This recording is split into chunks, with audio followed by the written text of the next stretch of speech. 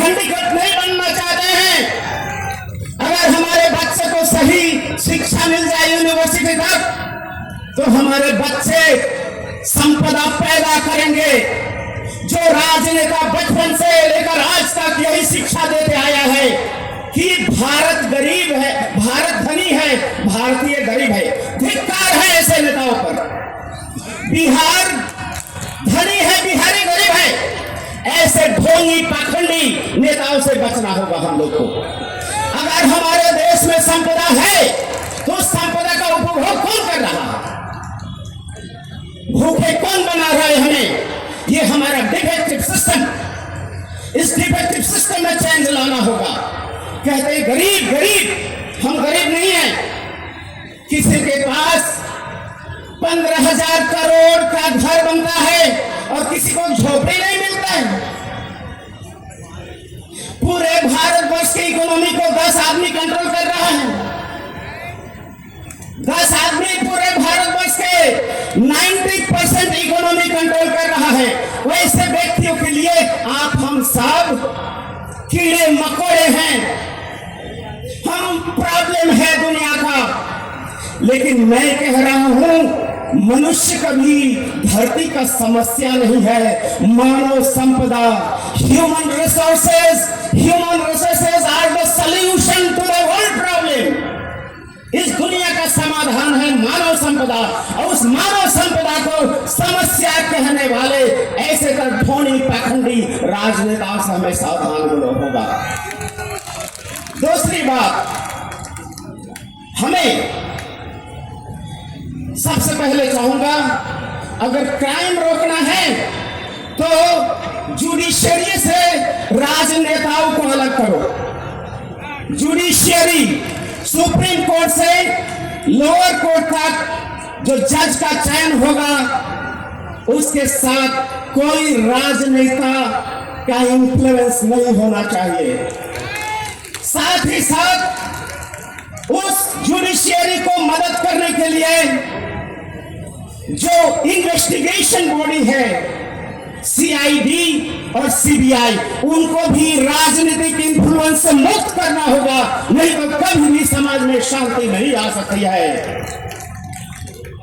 इसलिए अगर शांति चाहिए तो केंद्रीय मंत्री जी के माध्यम से यही कहना चाहूंगा कि आप, दूसरी बात, भारत में गरीबी है?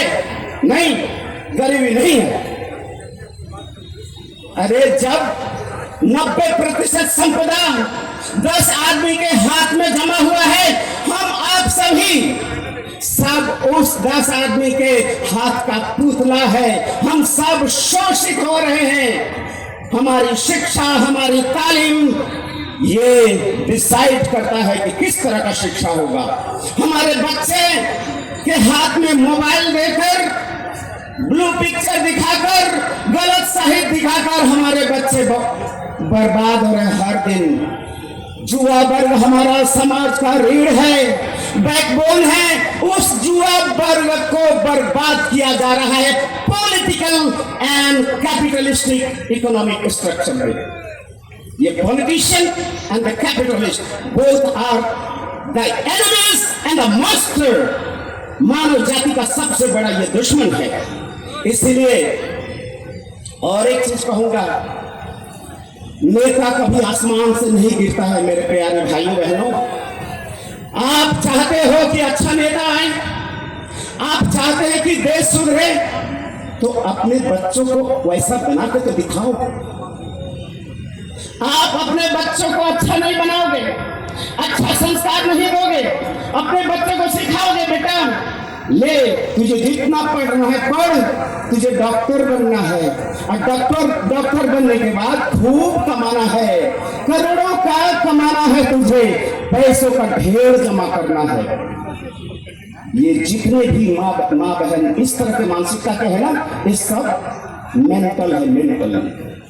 क्योंकि संपदा मनुष्य की आवश्यकताएं और मनुष्य की इच्छाएं दो अलग अलग चीज है। इच्छाएं अनंत है, आवश्यकताएं सीमित है। इसलिए आवश्यकताओं की पूर्ति के लिए समाज को एक सुंदर व्यवस्था देना होगा। और मैं कह रहा हूं, अगर मेरा बात माने, हमारे केंद्रीय मंत्री यहाँ पर हैं, आप सब लोग जहां भी है, अगर गरीबी दूर करना है इस भारतवर्ष में, तो 70% लोग एग्रीकल्चर पर आधारित है। उस 70% लोगों के लिए हमारे पास कोई प्रावधान नहीं है। इसलिए मैं कह रहा हूं, आप संविधान में आवाज उठाएं, agriculture should be given the status of industry. Agriculture को इंडस्ट्री का दर्जा देना होगा। जिस दिन इंडस्ट्री को दर्जा मिलेगा, एग्रीकल्चर को इंडस्ट्री का दर्जा, मैं आचार्य पूर्ण देवानंद आनंद मूर्ति जी, आनंद मार्ग का सन्यासी कह रहा हूं, इस धरती से गरीबी 1 मिनट में खत्म हो जाएगा। लेकिन कृषि क्षेत्र में किसी प्रकार की प्रावधान सब्सिडी नहीं है। बड़े बड़े कैपिटलिस्ट इंडस्ट्रियलिस्ट लोग को हजारों लाखों करोड़ों लोन दी जाएगी, उनका दिवालिया हो जाएगा तो माफ भी होगा। लेकिन 1 लाख 2 लाख लोन लेने वाले, उसको जेल का हवा खाना पड़ता है। Totally defective system.